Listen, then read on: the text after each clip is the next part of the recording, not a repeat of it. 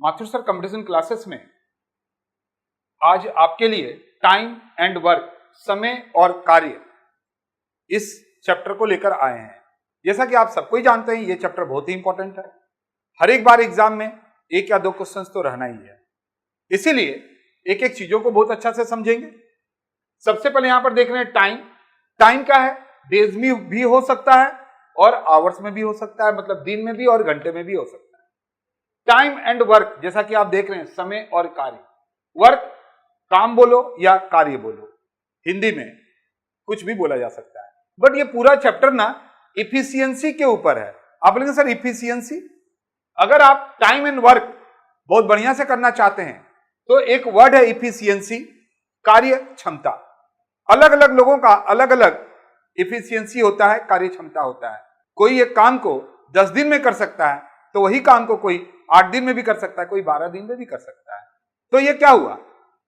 काम तो एक ही था, समझिएगा। वर्क कितना था? एक। हम टोटल एक काम ले रहे हैं। अगर ए इसको 10 दिन में कर रहा है, बी अगर 12 दिन में कर रहा है, सी अगर 8 दिन में कर रहा है, तो इससे यह पता चलता है कि तीनों का इफिशियंसी अलग अलग है। यह बात तो समझ में आ गया, तभी तो एक ही काम को अलग अलग दिन में लोग कर रहे हैं, इफिशियंसी है। तो इफिशियंसी वर्ड आ गया ना समझ में? ठीक है जी, इफिशियंसी कार्य क्षमता।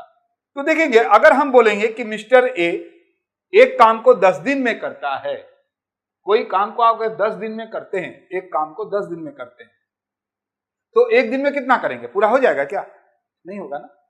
एक दिन में कितना करेंगे? 1/10। ऐसे करके आज 1/10 किए, फिर कल 1/10, ऐसे करके 10 दिन 1/10 करेंगे। 10 एलसीएम आएगा, ऊपर में 10 10 10 1 1 1 1 1 सब चला जाएगा, तो 10/10 कट जाएगा, तो पूरा काम खत्म हो जाएगा। आप इसको ऐसे भी समझ सकते हैं। मान लीजिए आपको ये पूरे सर्कल को कलर करना है, ठीक है? 4 पार्ट है इसमें, यानी पूरा तो एक हो गया, लेकिन ये 1/4 1/4 1/4 1/4, ठीक है? अगर हम बोलेंगे कि आप एक दिन में एक पार्ट को कलर करते हैं, तो पूरे को कलर करने में कितना दिन लगेगा? 4 दिन लगेगा ऑब्वियसली, क्योंकि एक पार्ट को आप एक दिन में कर रहे हैं और यहां 4 पार्ट है, तो पूरा काम को करने में, फुल काम को करने में, पूरे काम को करने में कितना दिन लग जाएगा? 4 दिन।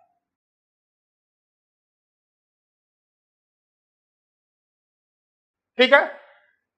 एक काम को करने में पूरा कितना लगाएंगे आप? 4 दिन। तो एक दिन में कितना करेंगे आप? 1/4 हुआ ना।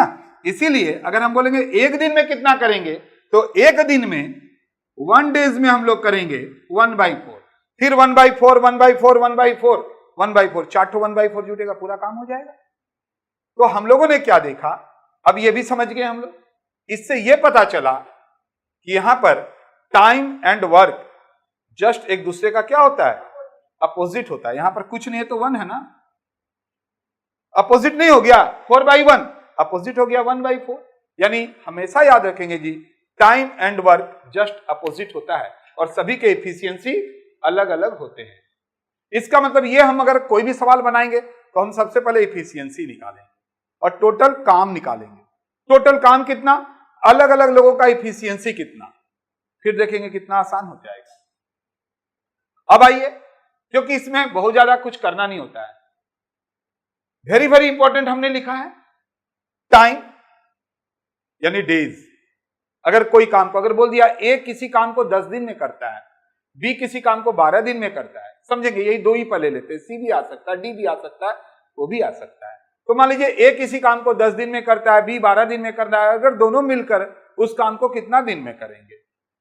ए किसी काम को 10 दिन में करता है, बी उसी काम को 12 दिन में करता है, सी उसी काम को 8 दिन में करता है, अगर ए बी सी तीनों मिल जाएंगे तो कितना दिन में काम करेंगे?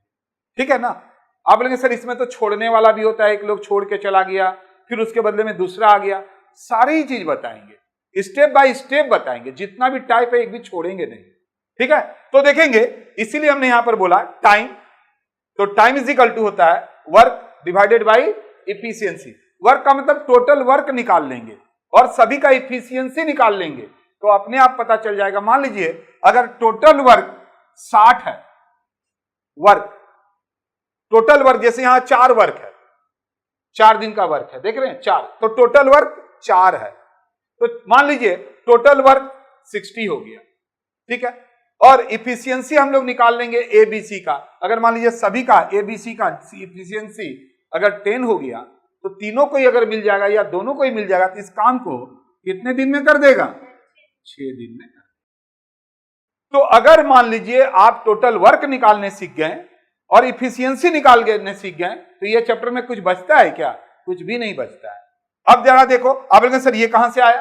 अरे कहीं से नहीं आया। अगर आप ये फॉर्मूला याद रखते हैं, T is equal to W divided by E, यानी टाइम जो कि डेज में हो सकता है, आवर्स में हो सकता है, is equal to work divided by efficiency, सारा काम हो गया। कैसे?